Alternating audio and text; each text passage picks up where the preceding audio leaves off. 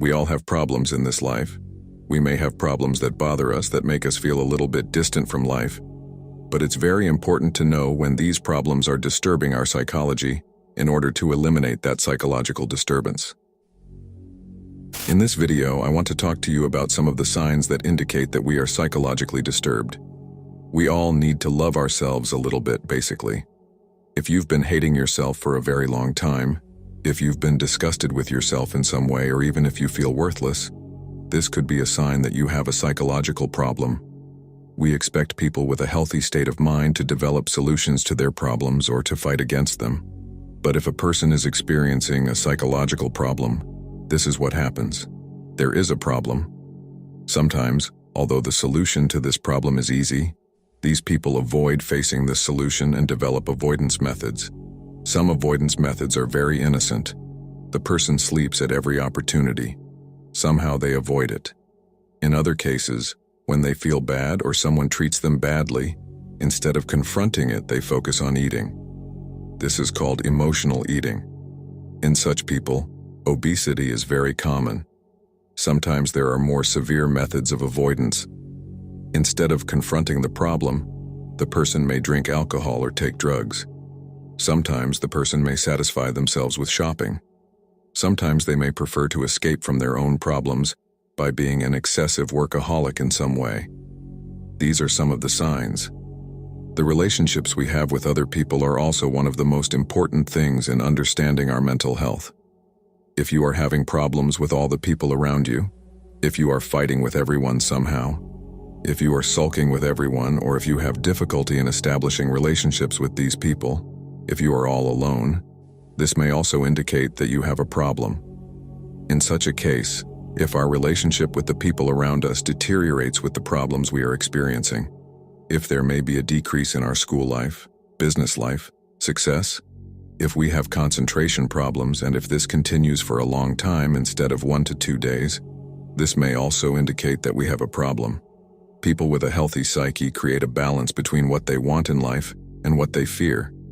We all have fears about life. We all have our inhibitions. But if a person has psychological problems, he is a prisoner of his fears. He has a lot of expectations about life, but he has serious difficulties even in taking a step. Therefore, that fear is surrounded by barbed wire, and the person becomes very unhappy because they can never do what they want, and because they cannot overcome that fear in some way. They are trapped in that vicious circle, and happiness, peace, those good feelings remain seriously distant from the person. If you are in this situation, if you are a prisoner of your fears, this may indicate that you have a psychological problem. One of the most important things to pay attention to when evaluating one's own mental health is addictions. What we call addiction is our insistence on keeping something with us even though it harms us. This is not just drugs or alcohol. Sometimes it can be a work environment that harms us. Sometimes it can be people who harm us. It can even be a relationship that harms us. Look around you. A lot of people keep people in their lives because they are addicted to them, even though they are doing serious and unbelievable harm. When this is the case, psychologically we have a bigger breakdown. In this situation, even if she has a normal psychology, her mood will get worse because she is with such a troubled person. Good or bad things can happen to all of us in life.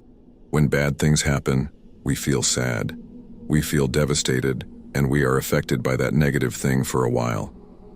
But people who have a healthy psyche can move on after a while because of their ability to adapt, even if they don't forget those things. It could be a loss or bankruptcy. But if a person is experiencing a psychological problem, or if the situation they are experiencing has turned into a psychological problem because of what they have experienced, they cannot use their ability to adapt even after years. He prefers not to work again because of bankruptcy. Therefore, he exposes himself to psychological torture. We all have routines in this life. Our appetite, our sleep patterns, our relationship with the people around us. But when our psychology breaks down, these routines fall apart. A person with a small appetite starts to overeat. A person with a normal appetite loses his or her appetite and soon has serious weight loss problems.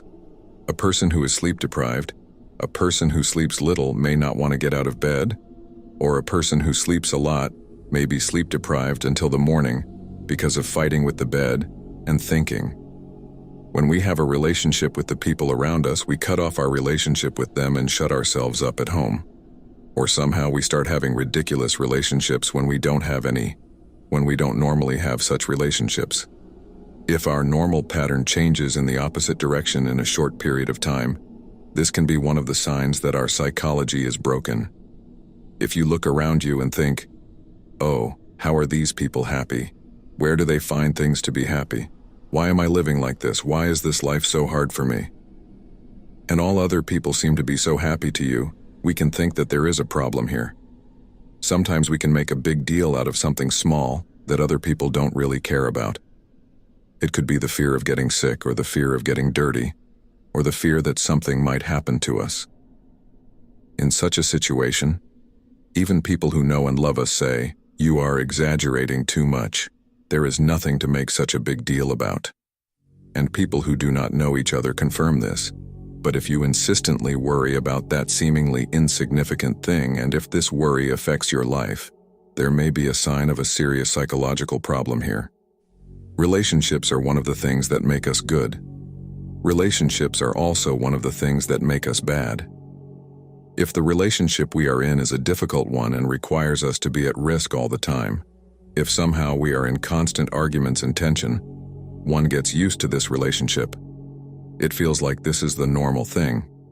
They feel that they are not suffering mentally, but just because you feel that you are not suffering mentally does not mean that you are not mentally and physically damaged.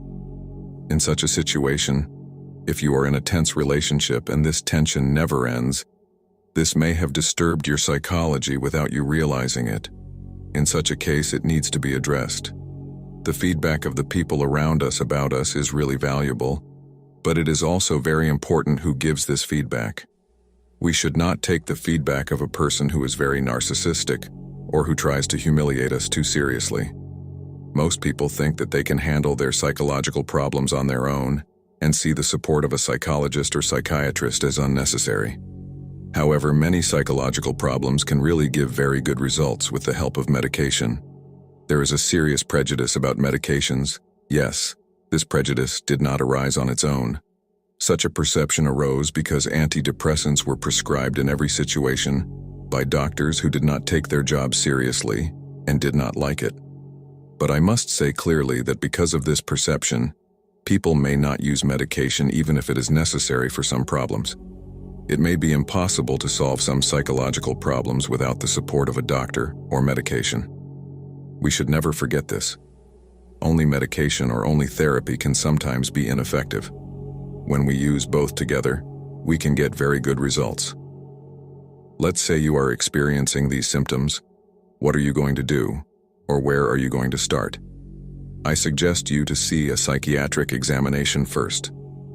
I suggest you get this kind of help. When you go to an informed doctor or psychiatrist, he or she will also guide you about therapy. Somehow you have to go down this path. Otherwise, you will have wasted years in vain. You don't have to live in such pain and darkness. Thank you for listening to me, my friend. If you like this video, don't forget to like it and subscribe if you are not subscribed to my channel. Be very good to yourself. See you soon.